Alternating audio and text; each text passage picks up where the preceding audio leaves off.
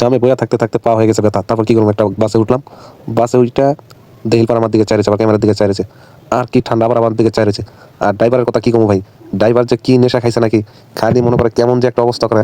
আচ্ছা ড্রাইভারের দিকে দেখেন, দেখেন মুখের অবস্থাটা, দেখেন এই মুখটা কিরকম করবো, মানে অস্থির একটা অবস্থা। এই নেশা না খাইলে মনে হয় আর গাড়ি চালাইতে পারে না। পরে কি করবো, গাড়ি এমন জোরে টান দিয়েছে, আমার তো কলজা উঠে গেছে যে গাড়ি কোন সময় কি করে আলাই। তাই আমি কইলাম যে ভাই আমি সাবান নেমে যাবো, আমার সাবান নামাই দিন। পরে হেল্পারে আমি কইলাম ভাই আপনার যে ড্রাইভারের অবস্থা, আপনার তো বেশি দূর যাওয়া যাবো না, হ্যাঁ তো মাল খায় পিনিকে আছে, হ্যাঁ মুখের অবস্থাটা দেখে আর শরীরের খিচুনি দেখে আমি বুঝালাইছি। পরে হেল্পার আমার কাছে আইলো, ভাই সমস্যা নাই ভাড়া দেন। আমি পরে 10 টাকা পকেট বার করে দিলাম। দিয়া কতক্ষণ চললো, চলার পরে আমি সামনের স্ট্যান্ডে মনে করেন যে সাবান নেমে গেলাম। আর নাইমা কি করুম, হ্যাঁ গো তামসা দেখছি। পরে গাড়িতে নাইমা রাস্তা পার হইতে ধরছি। আর রাস্তা পার হইতে যায় যে কি একটা বিপদে পড়ছি, আমার মতন ভুল আপনারা কেউ করবেন না। দুই সাইড অবশ্যই দেখবেন, নাহলে ওভারব্রিজ দিয়ে পার হবেন। আমি রাস্তা শর্টকাটের জন্য ওভারব্রিজ দিয়ে পার হই নাই, চালু চালু নাইমা পড়ছি। আর আমার মতন কেউ অবশ্যই ভুল করবেন না এরকম, কারণ একটা দুর্ঘটনা সারা জীবনের কান্না হতে পারে। আর তখন নামছি আমি সাবান নাইমা, এদিকে হাঁটতাছি ওইদিকে হাঁটতাছি, কোনো একটা গাড়ি পাইতাছি না। আর গাড়ি পাইলেও গাড়ি ভাড়া বেশি চাই। এর লিগে আমি মনে করেন যে পাগলের মতন ঘুরতাছি আর হাঁটতাছি। হাঁটতে হাঁটতে আবার ভিডিও করতেছি, আপনাকে দেখাইতাছি রাস্তাঘাট রাতের বেলা কিরকম থাকে। অনেক সময় দিনের বেলা রাস্তায় যাওয়া যায় না, সবার দুনিয়ার জ্যাম জট লাগে থাকে, হরেন বাসি এগুলা সেগুলা। দেন আবার অটো রিক্সা উল্টার দিক দেয়, তারপর কেউ কিছু কয় না, আবার গাড়ি দেখে দাঁড়ায় রয়েছে। তারপর সাবার মনে করেন পাইলাম না, যা খুঁজতেছি সেই জিনিসটা আর পাইলাম না। এর লিগে কি করবো, এখন ঢাকা যান লাগবে, রাত বাজে 10টা। আর এত রাইতে ঢাকা যাইতে গেলে অনেক মনে করেন যে ভেজাল ঝামেলা, রাস্তাঘাট বোঝেন তো, ছিনতাইকারীর ভয় আছে, এটা সেটা নানান বিষয়। এর লিগে কি করবো, এখন আমার তো যাওয়ানি লাগবো। তারপর কি করবো, ওভার ব্রিজে উঠে পড়লাম, উঠে হাঁটতাছি হাঁটতাছি, রাস্তার ওই পার হন লাগবো। হওয়ার পরে মনে করেন গাড়ি উঠে ঢাকায় যাবো। আর আজকে ঢাকায় যাবো হলো ধানমন্ডি 32 বা কলাবাগানে ঘুরমো ওইদিকে। আর মনে করেন যে তখন মনে করেন রাস্তার মাঝখানে পার হইতে যায় কি একটা বিপদে পড়ে গেছি। এর লিগে রাস্তা দিয়ে আর পার হইতে চাই না, এর লিগে ওভার ব্রিজের উপরে পার হবো, তাহলে নিরাপদ থাকুন। আমার ভিডিও দেখে আপনারা ওভার ব্রিজ দিতে পারবেন, কেউ রাস্তার মাঝখানে পারবেন না, কারণ রাইতে গাড়ি চলে অনেক জোরে জোরে। আমার ক্যামেরা ভিডিও করার দিকে 2-3 জন ছিল, আমার মোবাইলের দিকে চাইছে। আবার রাতের বেলা আমি ভয় পেলাম যে আমার ফোন রাতের বেলা ছিনতাইকারীর মতন কেড়ে নেয় নাকি, এদিকে আমি ডরাই গেছি।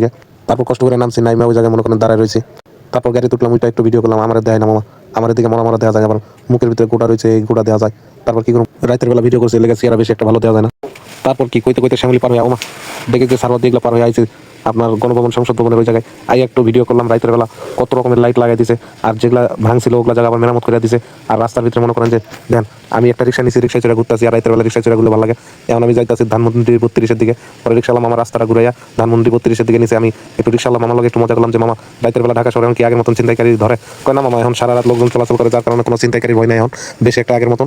পরে আমি নিশ্চিন্ত হয়ে গেলাম। তখন আমি ক্যামেরাটা বার করে ভিডিও করলাম, মামারে গেলাম যে মামা আপনার দেশে বাড়ি? মামা কইলো আমার বাড়ি নোয়াখাইলা। আমি কইলাম মনে মনে করলাম যে নোয়াখালী মানুষ তো তোর। পরে মামার আর কিছু কইছিলাম, মামা আমার কই মামা কই যাবো? আমি কই যে লয়ে যান, আপনি কই যাবেন? আমি ঘুরতে থাকি আজকে। পরে মনে করেন কতক্ষণ মামার রিক্সাতে ঘুরলাম, ভালোই লাগতেছে। আর রাতের বেলা একটু ঠান্ডা লাগতেছে, তাই আমি জ্যাকেট পরে গেছি। আপনারা একটু জ্যাকেট পরে যাবেন, নাহলে শীতে কিন্তু কাপাকাপি শুরু হয়ে যাবো। তাই সবাই একটু মনে করেন সাবধানে আইসেন। দেন কত রকমের বিল্ডিং আর কত লাইটের আলোতে ভালো লাগতেছিল। আর রাতের বেলা রিক্সাতে চললে একটু ভালো মজা পাইবেন, ভালো লাগবে আর কি, ঠান্ডা লাগবো। আর মনে করেন যে শরীরে পশম খারাই যাবে, আরও ভালো লাগবে। আর রাত্রের বেলা বাড়াইলে অবশ্যই শীতের পোশাক নিয়ে বাড়াবেন, আমার মতন মনে করেন যে হুদায় একটা জ্যাকেট পরে বাড়াবেন না। তারপরে মনে করেন যে নামছি, নাইমা মনে করেন যে আবার কি করবো, একটু ওইদিকে ঘুরে একটু নাস্তা পানি কইরা আবার মনে করেন যে গাড়িতে উঠছে। গাড়িতে ওইটা কি করবো, গাড়িতে উঠছে ওইটা একটু ভিডিও করলাম। আবার আমার দেখে আরেক ভাই ভিডিও করতেছে, আমার ভালো লাগতেছে, আমার দেখে কেউ ভিডিও করতেছে। তারপর ভাইয়ের ভিডিও দেখে আমি একটু খুশি হলাম যে আমার কেউ ভিডিও করতেছে। তারপর কি পিছনের ক্যামেরা দিলাম, পিছনের ক্যামেরা ধরে একটু ভিডিও করতেছি। ভিডিও করতে করতে রাস্তাঘাট দেখাইতেছি রাতের বেলা, অন্ধকারের লেগে মনে করেন ভালো লাগতেছিল রাস্তার ভিতরে। আর হঠাৎ করে মনে করেন যে রাস্তার ভিতরে রিক্সা এটা সেটা দেখলাম, দেখার পরে মনে করেন যে ভালো লাগলো। গাড়ি রাস্তার ভিতরে জামে পড়ে গেছে। তারপর আর কি করবো, হঠাৎ করে দেখি যে একটা ছিনতাইকারীর মতন কিছু একটা দেখলাম, মনে হলো যে কিছু ছিনতাই করে নিয়ে গেল। ওই যে মনে করেন যে কেউ কেউ দেখছেন নাকি, যে দৌড় দিল, কি একটা দৌড় দিছে দেখছেন কান্দে ব্যাগ নিয়ে। এর সবাই ছিনতাইকারীর হাত থেকে সাবধান হয়ে যাবেন।